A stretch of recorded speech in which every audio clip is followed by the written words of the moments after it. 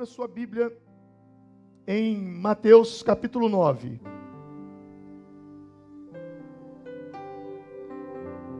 Mateus capítulo 9.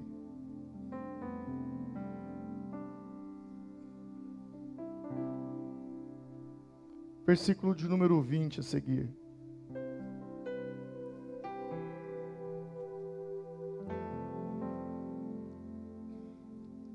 Eu não estou com frio, bem agasalhado, mas eu não sei explicar. Eu estou trêmulo. Eu estou tremendo. A explicação que eu tenho para isso é que Deus está nesse lugar. Isso é uma manifestação emotiva da presença do Espírito Santo. E quando essas coisas acontecem comigo, coisas grandes acontecem. São sinais que eu percebo. Mateus capítulo de número 20. Capítulo 9, perdoe-me. Mateus 9, 20. Eis que certa mulher, que havia 12 anos, padecia de uma hemorragia, chegou por detrás dele e tocou-lhe a orla do manto, porque ela dizia consigo mesma: se eu tão somente tocar-lhe o manto, eu ficarei sã. Mas Jesus, voltando-se e vendo-a, disse: tem ânimo, filha, a tua fé te salvou. E desde aquela hora, a mulher ficou sã. Repete comigo: e dizia consigo mesma.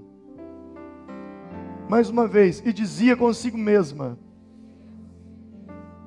Fala para a pessoa do seu lado assim: aquela mulher dizia consigo mesma. Amém. E o que ela dizia consigo mesma? Se eu tão somente tocar e o manto, ficarei sã.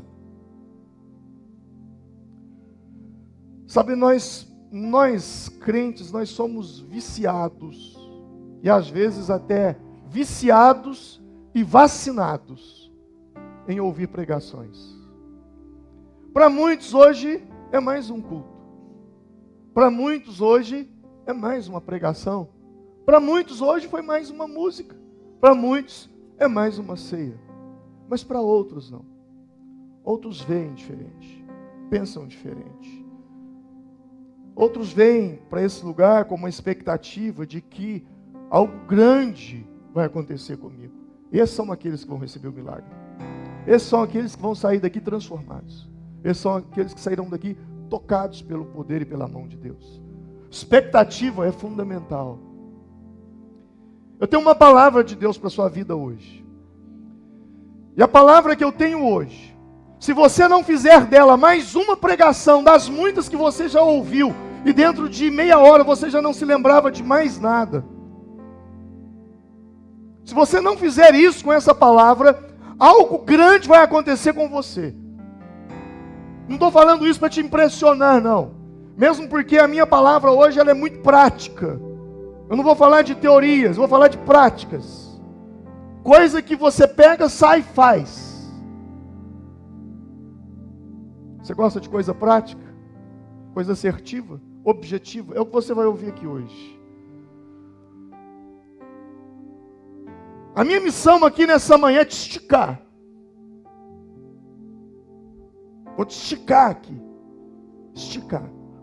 Para que venha alongar os seus músculos da fé. Você sabia que a fé é um músculo?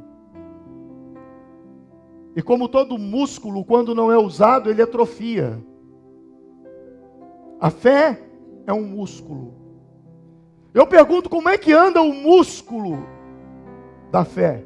O seu músculo da fé. Está atrofiado? Enrijecido, forte, como ele está? É sobre isso que nós vamos falar nessa manhã. Pai,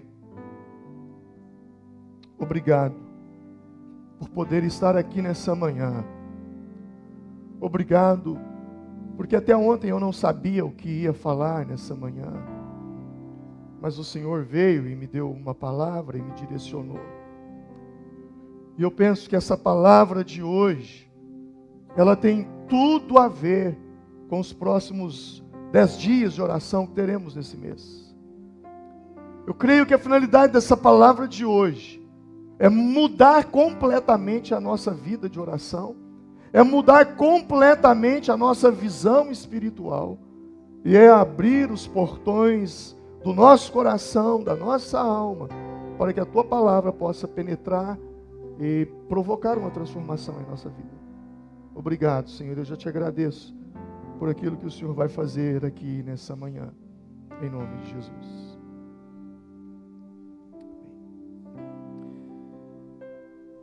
A Bíblia nos diz, tanto em Marcos capítulo 5, como em Mateus capítulo 9, a história de uma mulher que sofria de uma hemorragia. Em Marcos vai falar que ela já tinha 12 anos com essa enfermidade, e fala também que ela havia gastado todos os seus bens e ela já não possuía mais nada. Em busca da cura, ela não tinha mais nada, ela gastou tudo e não era curada. Até então não havia sido curada. E ela então vai ao encontro de Jesus, pensando em ter uma conversa com Jesus, em talvez como foi ao longo dos 12 anos com os médicos com os quais ela se encontrou e consultou, e provavelmente ela esperava chegar e dizer: olha, Senhor, eu tenho um problema, eu tenho uma hemorragia, eu sofro disso há 12 anos. Talvez era isso que ela imaginava ou pensava. Mas ao chegar ali e ver uma multidão em volta de Jesus, ela percebeu que isso não seria possível. Então lhe restava duas alternativas: uma, desistir, ou segunda, plano B. E aí então ela faz uma opção pelo plano B. E o plano B era tocar nas vestes de Jesus e crer que ao tocar na veste ela seria curada. E então ela faz isso. E ao tocar na veste, ela recebe a cura. E algo impressionante acontece. E esse algo impressionante também tem me chamado a atenção, não é a mensagem de hoje, mas tem falado muito no meu coração, quando Jesus diz assim: alguém me tocou, porque de mim saiu virtude. De mim saiu virtude. Eu penso que nós, líderes de células, pastores, obreiros, homens, mulheres, que ministram sobre a vida das pessoas, nós precisamos separar um tempo para recarregar, porque tem saído virtude. Você entende isso? Você que ministra, que ora pelas pessoas, você já deve ter tido a experiência de orar por alguém e após aquela oração você se sentiu, como dizia minha mãe, um mulambo, um trapo. Aconteceu isso com você? Você sai completamente vazio, cansado, como se você tivesse trabalhado das 6 da manhã às 6 da tarde, sem parar. Saiu virtude. Por isso é importante nós termos momentos de retiro, por isso é importante nós termos tempo para parar, para pausar, para receber, porque senão nós ficamos cheios de algo vazio. Paradoxal isso, mas é assim. Ficamos completamente sem nada. Mas não é isso que eu quero falar hoje. Eu quero falar hoje sobre uma das coisas mais destrutivas e que também pode ser o caminho para te levar ao ápice da sua fé. Eu quero falar sobre algo que pode destruir a sua saúde física, pode destruir a sua saúde emocional, pode destruir a sua fé, pode destruir o seu casamento, pode destruir tudo aquilo que você conseguiu na vida. Mas, se você souber direcionar, você pode, nessa manhã, fazer como essa mulher. Alguém que havia tentado 12 anos e não havia conseguido, e em alguns segundos conseguiu. Talvez o que você tentou a vida toda e não conseguiu nessa manhã, você consiga. Eu quero falar de uma coisa que essa mulher estava vivendo. Mas não especificamente, porque o caso dela é o contrário do que eu vou colocar aqui agora. Eu quero falar sobre uma coisa que é extremamente importante, que está acontecendo com você nesse momento, enquanto eu estou falando aqui. Enquanto eu falo, assentado nessa cadeira, você está conversando. Você está falando e você está falando com você mesmo. Alguns chamam isso de autodiálogo, outros chamam isso de diálogo interno. Mas sempre antes de uma decisão você tem uma conversa com você. E aí você decide, sim ou não? Cada vez que você ouve alguma coisa, antes de você acreditar, você assimila, você tem uma conversa com você mesmo. Aí depois você parte para a ação. Mas você nunca age sem ter uma conversa com você mesmo. Você tem um diálogo interno. Os nossos pensamentos, eles precisam ser vigiados. Quando Jesus disse que nós devemos vigiar, nós precisamos vigiar os nossos pensamentos. Para que nós não venhamos cair no erro de, ao ter um diálogo interno, ao ter um autodiálogo, nós não chegarmos a uma conclusão de julgamento a nós mesmos e nos julgar severamente. Eu vou clarear mais um pouco. Nós somos treinados, desde quando começamos a ler a Bíblia, a não julgar as pessoas. Ainda que muitas vezes nós não suportamos a tentação e julgamos. Mas desde o início, nós somos ensinados a não julgar as pessoas. Correto? E a gente sempre diz, não podemos julgar. O julgamento cabe a Deus. Fulano, não julgue ninguém, porque esse julgamento cabe a Deus. E nós então citamos as passagens que Jesus disse, não julgueis, para não ser julgados. E mesmo outras pessoas que nem leem Bíblia, lá fora, no trabalho, na rua, nos dizem, olha, nós não podemos julgar as pessoas, somente a Deus cabe ser o juiz e julgar a causa. Mas eu quero falar sobre um outro julgamento. Eu quero falar sobre o auto-julgamento. Uma coisa é você julgar as pessoas. E nós julgamos e falamos, fulano é um incompetente. Beltrano não é capaz. Aquele outro, ele não consegue. Aquela outra, ela não dá conta. O outro, ele não tem recursos para isso. Ele não tem capacidade para aquilo. Ela não tem habilidades para aquilo. Ele não vai conseguir. Ela não vai dar conta. Tudo isso são julgamentos. Mas e quando nós voltamos isso para nós? E aí então nós nos julgamos a nós mesmos de uma forma negativa. E você se condena. Você diz, quantas vezes você julgou, não os outros, mas você julgou você mesmo, no seu diálogo interno, você diz, eu não consigo. Eu não dou conta. Eu não tenho competência. Eu não tenho habilidades. Eu não tenho capacidade. Eu não vou conseguir. Isso aí não é para mim. Eu não tenho os recursos suficientes. Eu não acredito que eu consiga alcançar isso. Tudo isso são julgamentos. O que mudou foi que antes você estava julgando lá, agora você está julgando aqui. Todos dois são nocivos. Porque quando você julga alguém, você está pecando contra Deus. Mas quando você julga você mesmo, e a você mesmo você se condena, você está destruindo uma coisa chamada fé dentro de você. Você julga você mesmo, você condena você mesmo, e você mesmo se prende. Não sei se você está entendendo. Numa cadeia, você se coloca numa cadeia invisível,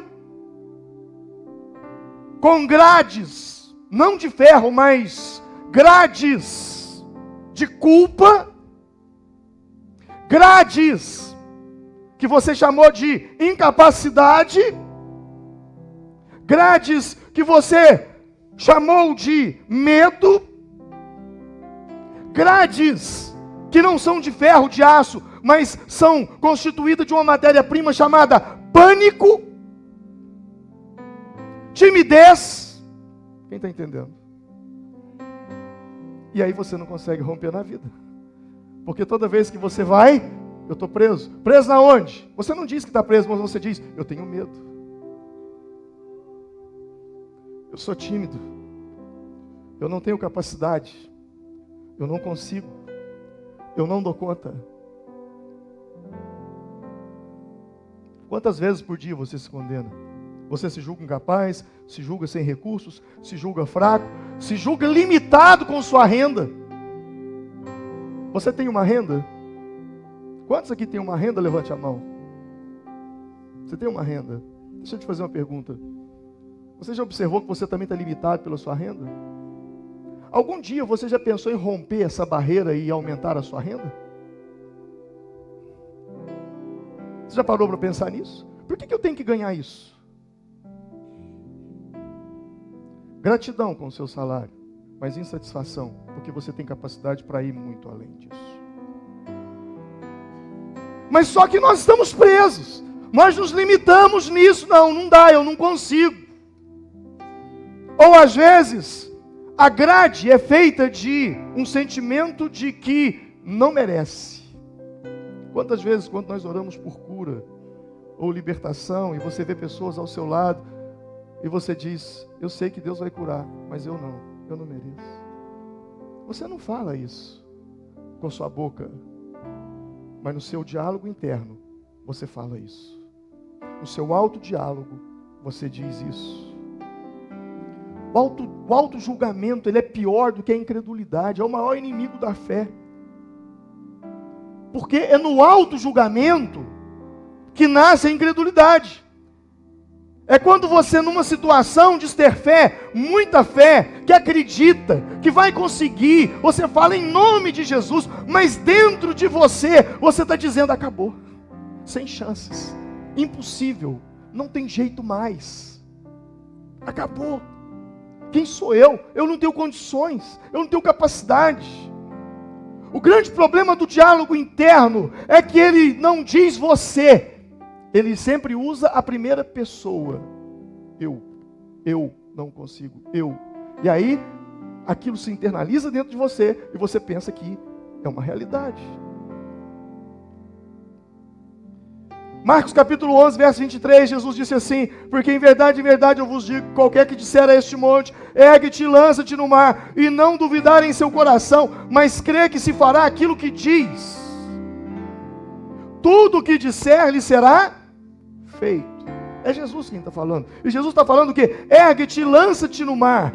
Quando você disser, mas entre o falar, há um mecanismo no meio de tudo isso aí que diz, qualquer que disser a este monte, ergue-te e lança-te no mar, mas não duvidar em seu coração, não duvidar em seus pensamentos, não duvidar em seus sentimentos, não duvidar no seu autodiálogo, não duvidar no seu diálogo interno. Você acredita que é e será. Você fala uma coisa, você ordena uma coisa, mas em seu coração você não acredita. No seu diálogo interno, você mesmo coloca obstáculos. E aí você começa a visualizar os piores cenários. Imagina que vai ser horrível. E aí você começa a imaginar que você não consegue, e começa a imaginar tudo indo ao contrário, e de repente, quando tudo acontece, você diz, eu já sabia. O diálogo interno assertivo é a porta de saída disso. A mulher do fluxo de sangue, quando ela viu que o que ela planejou, quando ela viu que o que ela idealizou de encontrar-se com Jesus não seria mais possível, o que eu acho fantástico é que tanto Marcos como Mateus, eles revelam um diálogo interno dela. Porque no texto diz assim, dizia consigo mesma. Diga, fala comigo isso. Dizia consigo mesma. O que é isso? É autodiálogo. É o diálogo interno. E o que ela dizia consigo mesma? Se eu tão somente tocar a sua roupa, eu ficarei sã. A pergunta é, o que você tem dito para você mesmo? Nessa situação que você tem vivido, nas circunstâncias da vida, nas adversidades que vêm, o que você tem dito? Quando o plano A não dá certo, quando tudo se frustra, quando você fez um plano e não deu certo, será que você desiste? Será que você amaldiçoa? Ou será que você tem um plano B e no seu diálogo interno você diz, tudo bem, mas se eu tão somente tocar, eu serei curada. E foi justamente isso que aconteceu. E foi justamente isso, o resultado, a cura. Você precisa ser mais assertivo nos seus pensamentos. Ser assertivo é ir de forma clara, objetiva. Ao invés de dizer eu não posso falhar, diga eu vou fazer certo. Ao invés de sair para um exame de direção, ao invés de dizer assim, olha, eu não posso errar hoje, eu não posso errar essa baliza, eu não posso errar essa manobra, ao invés de dizer isso, tira ou não, e diga assim, eu vou acertar, eu vou conseguir, eu vou fazer. Você está entendendo? Porque o não, ele gera compulsão. Tudo aquilo que é não é bom. Você já observou isso? Não, não pode. Aí você quer fazer. O não é a raiz da compulsão, da negativa. Por isso talvez é que Jesus, quando curava alguém, ele falava assim, não conte para ninguém. Aí eles iam contar para todo mundo. Talvez era uma técnica dele, não sei. Porque o não fixa. Eu não posso engordar. Você vai engordar. Eu não posso comer isso. Diga, eu posso comer isso, mas eu vou comer isso aqui. Dói menos. Você está entendendo? Porque quando falei eu não posso, nós vamos ficar 10 dias sem uma alimentação principal do dia. Você fica 10 dias sem ter nenhum tipo de problema. Mas quando você diz para você, eu não posso, aí é pior. Às vezes você fica pela manhã, você sai correndo, nem tempo de tomar café você tem. E você passa aquela manhã toda sem comer nada. Mas se você falar assim, eu não posso comer porque eu estou jejuando, aí meu irmão, é pior, a tentação é maior. Quando o não entra, o não complica. Assertividade, no latim é acero, que vem de afirmar.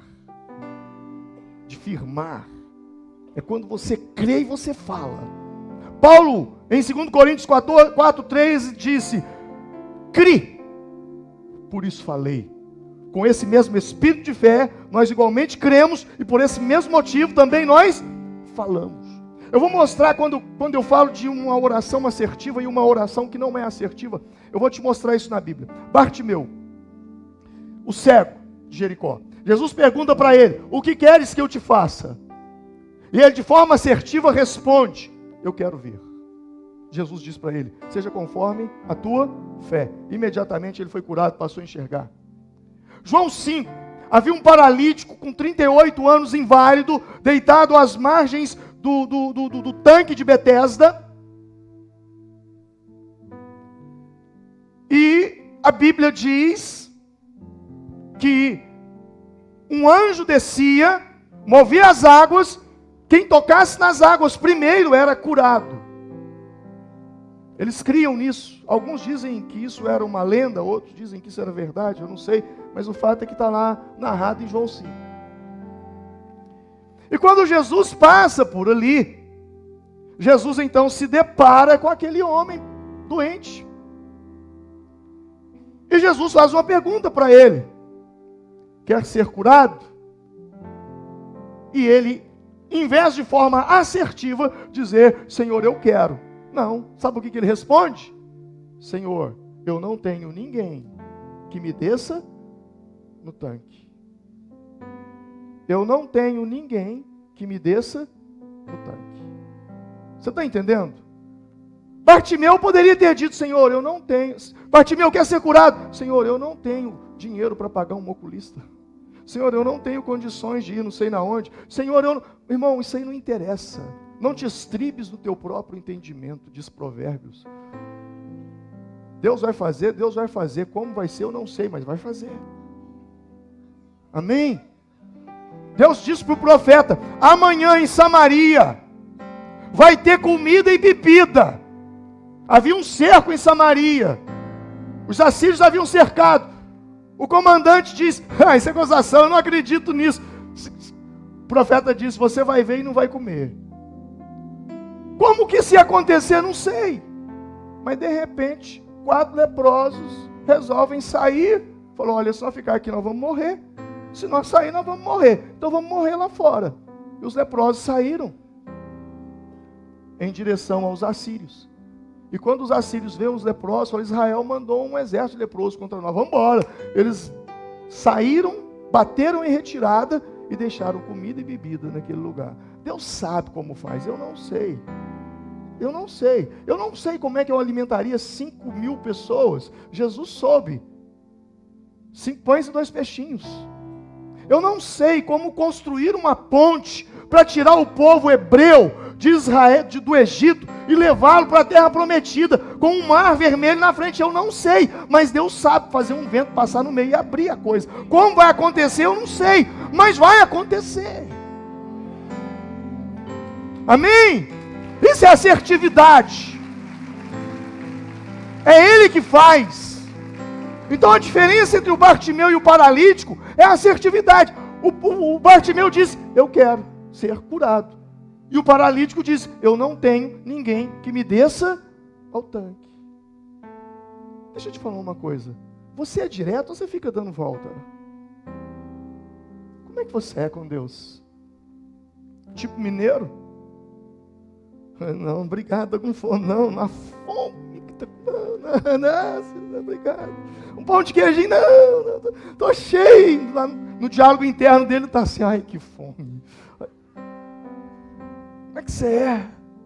Como tem sido suas orações? Como é que você tem procedido nas suas orações? Você tem sido como Bartimeu ou como o paralítico do tanque de Betesda? Como tem sido o seu dia a dia? Sabe, a chave para isso é ser específico naquilo que você quer. Não é em vão que em Filipenses 4, a Bíblia diz assim: não estejais inquietos por coisa alguma. Antes, as vossas petições sejam em tudo conhecidas diante de Deus pela oração e súplica com ações de graças. E a paz de Deus, que excede todo entendimento, guardará os vossos corações e os vossos pensamentos. Sabe o que a Bíblia está dizendo aqui? Que as nossas petições, quando a gente for pedir alguma coisa para Deus, que nós devemos ser específicos, detalhistas, ser conhecido em tudo. Sabe, nós temos um problema gravíssimo, e eu não tenho tempo para entrar nisso. Daqui a um tempo você vai ler esse livro que eu estou escrevendo, isso aqui está se transformando num livro, e aí você vai entender esse outro lado. Mas presta atenção. Nós temos uma situação que é muito perigosa, que é a situação da generalização. O nosso cérebro generaliza as coisas. Por exemplo, agora há pouco nós tínhamos aqui algo maravilhoso. O irmão com a voz maravilhosa ministrando, o outro no violão, o outro na guitarra, o outro no contrabaixo, o outro no teclado, o outro na bateria. Olha só quantos instrumentos, quantas coisas tem aqui dentro dessa bateria. Ou seja, havia toda uma harmonia de inúmeras coisas acontecendo com os sons. E aí nós pegamos tudo isso, pum, e chamamos tudo isso de uma palavra: música. O que nós fizemos? Generalizamos. Não sei se você consegue entender isso.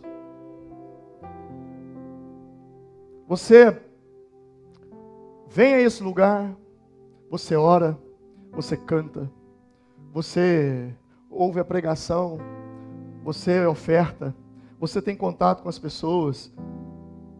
E aí depois nós pegamos tudo isso e chamamos isso de uma palavra: culto. Quando você vai para o tabernáculo, e Deus é muito detalhista no tabernáculo, as cores de cada coisa, a palavra própria coisa mesmo já é outra generalização, porque coisa, tudo é coisa. E aí quando você é mineiro, tudo é trem. Trem é uma boa palavra para eu explicar. Achei. O mineiro tem a mania de generalizar as coisas. E tudo aquilo que é complexo e é grande, nós chamamos de trem. Aquele trem lá. Só que aquele trem é muita coisa. O nosso cérebro faz isso o tempo todo. Isso é importante para que ele filtre as informações. Senão nós ficaríamos loucos. Para ele filtrar som, filtrar imagem, quantas cores você está vendo aqui, é muita. Não vou entrar nesse assunto, mas o que eu quero que você entenda é que nós não podemos generalizar quando nós tratamos com Deus, porque a Bíblia diz em Filipenses que as nossas petições sejam conhecidas em tudo. Em tudo. Deus não responde orações vagas. Quando eu me converti, eu li um livro, logo no início da minha fé. E eu recomendo a você ler esse livro. Esse livro falou muito ao meu coração. Eu li um livro, na época era do Paul, ele se chamava Paul Yong-Shu. Hoje é David Yong-Shu. A Quarta Dimensão. É um livrinho fininho. Uma sentada você lê o livro. E conta-se que o Paul Yong-Shu, que é um pastor da maior igreja, foi um pastor de uma das maiores igrejas do mundo. No início da igreja dele, ele ainda não tinha membros. A igreja se reunia numa tenda do exército, furada, rasgada. E ele foi orar a Deus, ele começou a orar: oh Deus, eu preciso de montar meu escritório. Oh Deus, abençoa, eu preciso de um escritório e tal. E aí, um dia, Deus, na oração, o Espírito Santo falou com ele assim: seja mais específico. Ah, Senhor, eu quero uma mesa. Eu quero uma máquina de escrever, que época era máquina de escrever, né? Muita gente nem sabe o que eu estou falando. É o computador da pré-história. Não, peguei pesado, né? Porque eu sou da pré-história, não. Deixa isso para lá, vamos tentar consertar, não vai ficar pior. Mas preste atenção nisso. Máquina de escrever, uma mesa e uma bicicleta. E ele conta que naquela oração, o Espírito Santo falou assim com ele: meu filho, há milhares de máquinas de escrever, há milhares de móveis, há milhares de bicicletas. Qual você quer?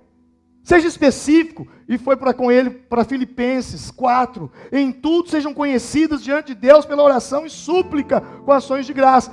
Em tudo seja conhecido. E ele foi específico: Senhor, eu quero um móvel de mogno, da cor assim, com tantas gavetas. Eu quero uma máquina de escrever da marca tal, e eu quero uma bicicleta do modelo tal, da cor tal.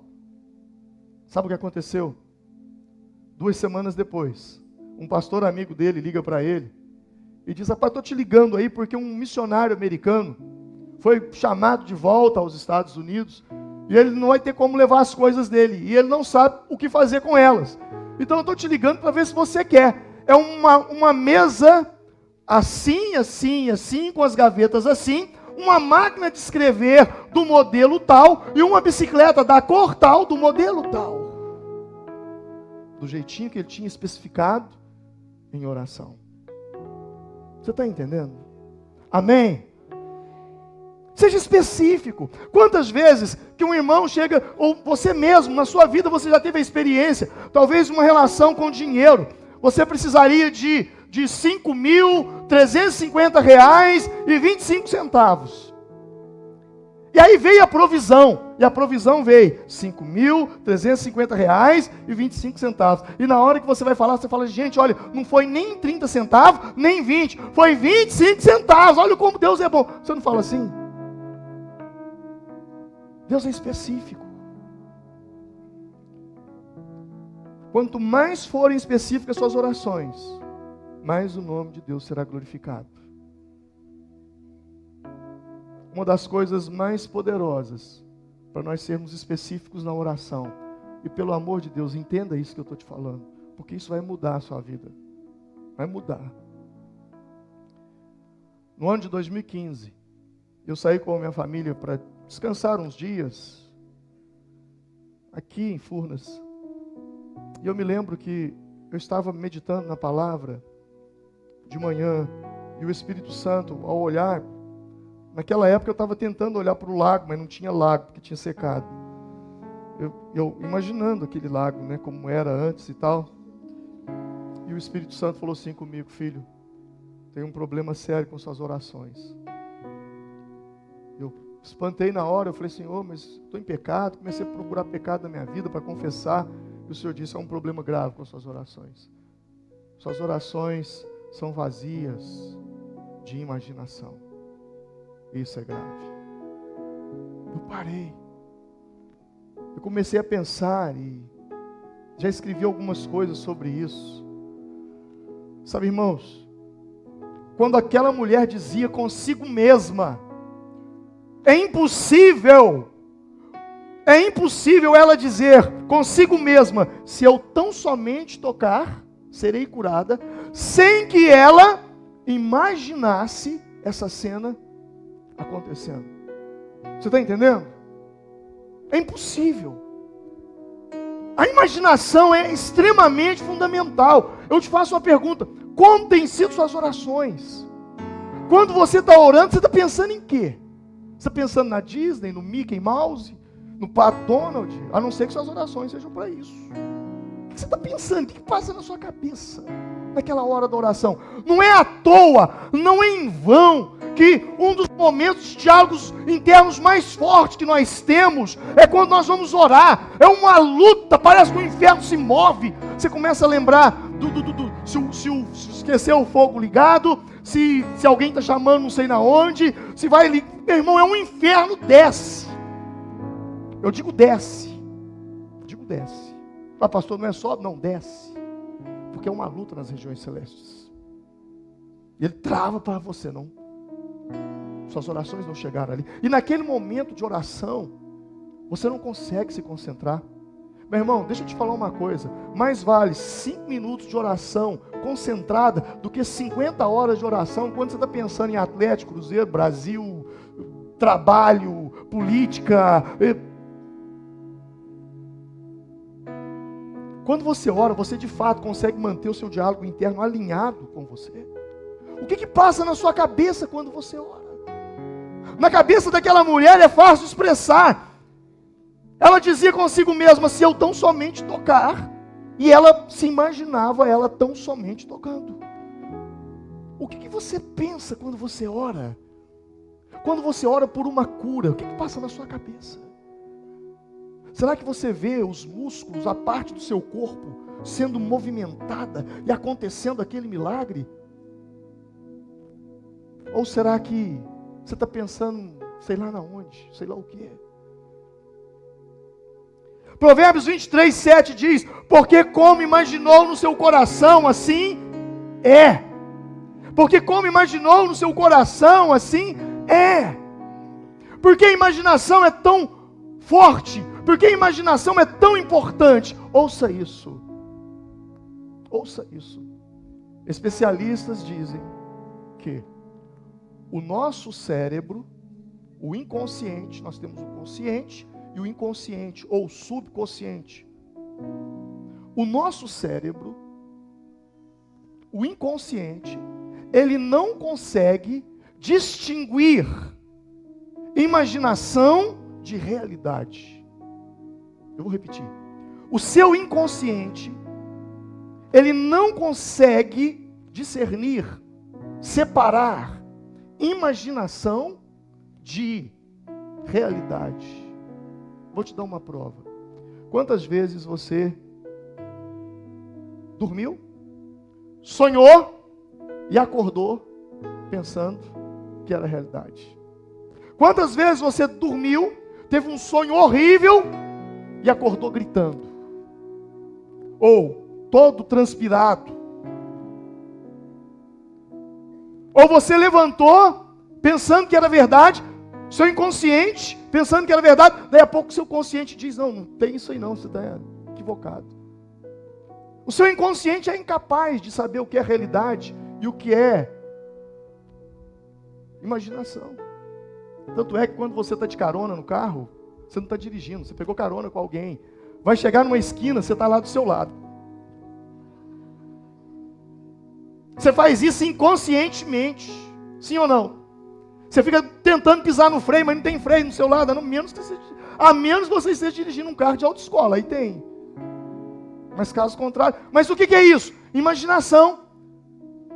Quantas vezes você está assistindo uma partida de futebol, seu jogador do seu time está lá para marcar um gol, e você está lá tentando defender lá na sala de sua casa, você está dando chute.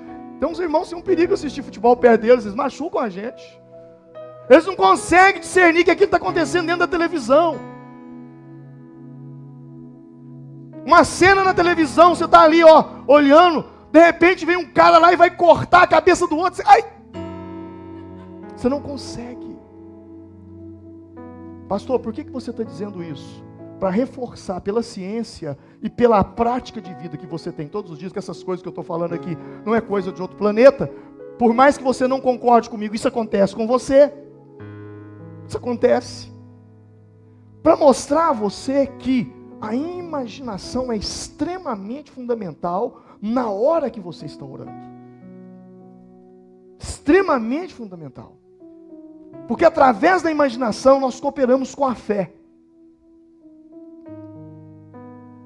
Eu vou te dar um exemplo. Abraão tinha fé. A Bíblia o chama de pai da fé. Mas em Gênesis capítulo 15, versículo 15, a Bíblia diz que Deus o tirou da tenda para falar para ele que ia dar filhos para ele. Porque se Deus falasse para ele, Abraão, eu te darei filhos, ele diria, eu creio, eu tenho fé. Mas ele imaginaria um filho só. Então Deus tira ele da tenda e fala assim, olha para os céus e conte as estrelas. 1, 2, 10, 20, 50, 100. Diz, Senhor, eu não dou conta.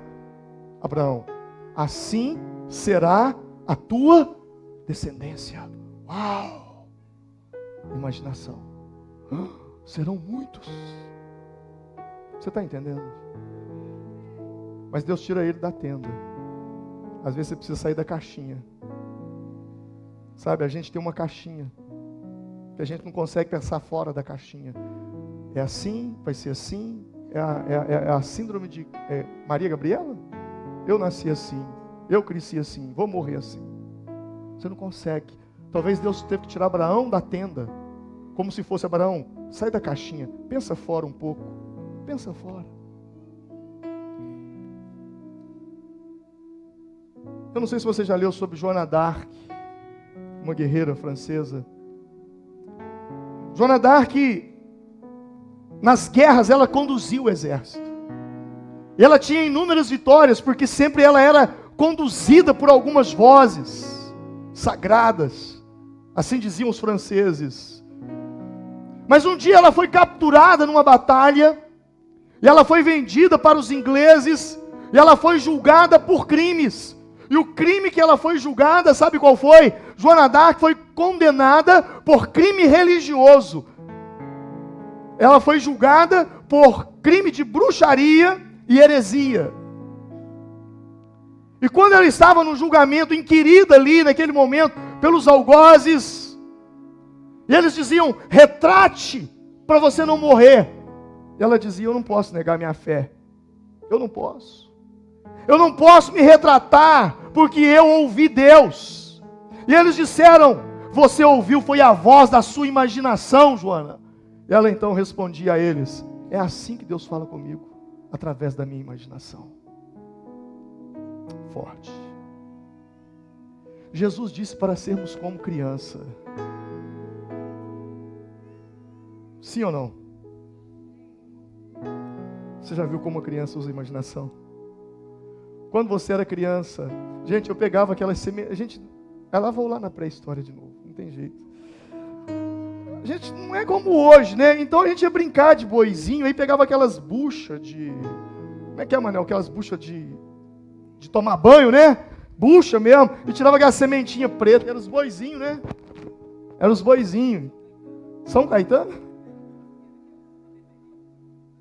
Não, esse não é da minha época. Esse aí eu já não lembro. O negócio de São Caetano aí eu já não lembro. Esse aí eu lembro, não. Mas a gente inventava. Sabe, a gente...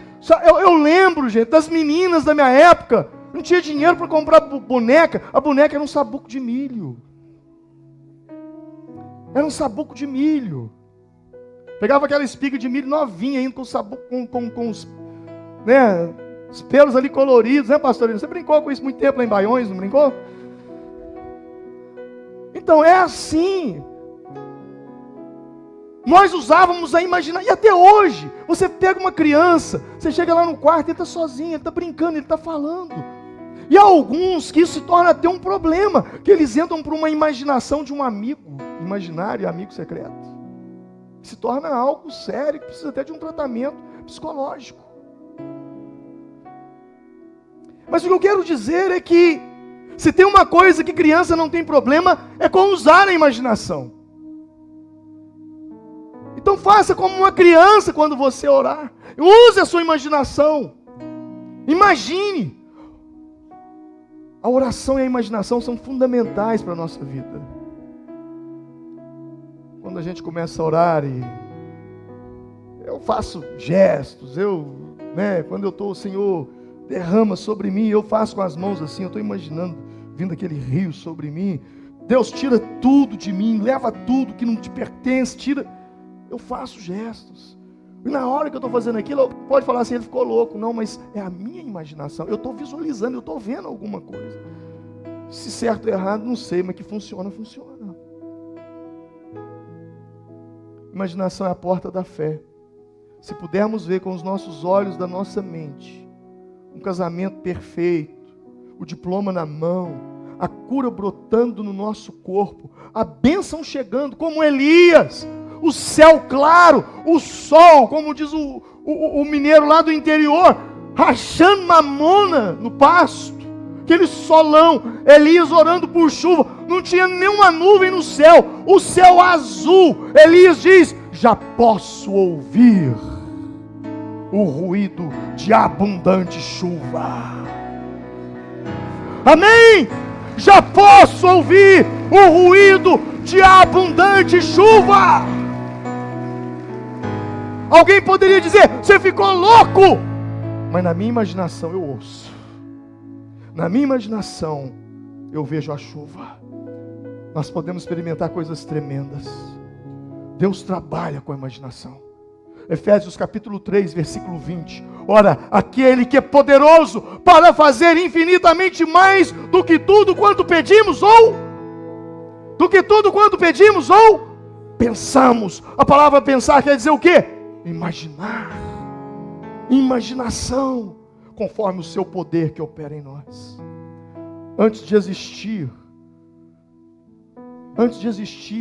a terra, a Bíblia diz que Deus, ali eu imagino ele no Gênesis, Deus imaginando a terra. Antes de criar as estrelas, Deus imagina as estrelas. Antes de criar cada animal, Ele imagina como cada um deles seria. Antes de imaginar a separação entre a terra seca e a água, entre água doce e água salgada, tudo passou pela imaginação de Deus. A própria formação do homem, Deus próprio disse: está tudo pronto, e agora? Ele provavelmente olhou para Jesus e disse: façamos o homem a nossa imagem e a nossa semelhança. E aí Deus faz o espírito do homem. Gênesis 1, Gênesis 2, ele forma o homem do pó da terra. Eu fico imaginando isso. Deus foi imaginando tudo e foi criando. Por quê? Porque a Bíblia diz que, ora, a fé é a certeza daquilo que se espera e a prova daquilo que não se vê. Como eu provo algo que eu não vejo? Só tem um jeito: imaginando.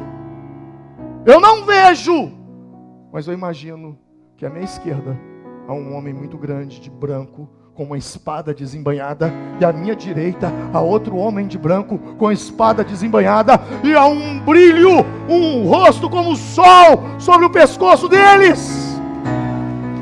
O anjo do Senhor acampa-se ao redor dos que o temem e os livra. Eu imagino isso. Eu posso imaginar aqui agora milhares de anjos reunidos aqui nessa manhã. Aqui é o Manaim de Deus, acampamento dos anjos. Por quê? Porque se você teme a Deus, um anjo do Senhor acampa ao seu redor. Então, quando você veio de casa, eles vieram pelas ruas, e aqui eles se encontraram. É possível que um pergunte para o outro: e aí? Eu não te vi no culto domingo? Mas eu tive uma batalha lá, e infelizmente o irmão aqui foi mais fraco e preferiu ver o fantástico do que ver a glória de Deus.